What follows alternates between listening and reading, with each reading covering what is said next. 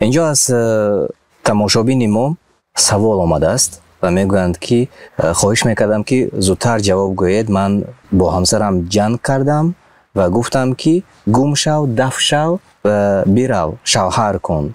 آیا نکاح ما قطع شد؟ سوال میگویند. بسم الله الرحمن الرحیم. الحمد لله و الصلاة و السلام علی رسول الله و علی آله و اصحابه و من والاه. اما بعد این لفظهای کنایه هست.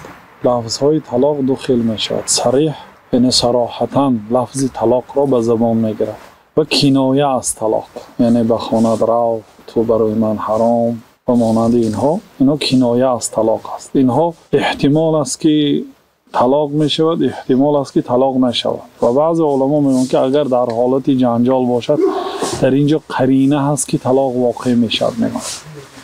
لیکن اکثر علما میگویند که در اینجا نیتی شوهر به حساب گرفته می شود، به نظر گرفته می شود که چرا در نظر داشت. اگر فقط یک نوعی مثلا در بالای غضب فقط رو خانه پدرت رو، مقصد طلاق و جدایی نیو، یا مدت مقصد از چشم من دور شو، همین چیزها رو در نظر داشته باشد، طلاق نمی غلطد، طلاق نمی افتد.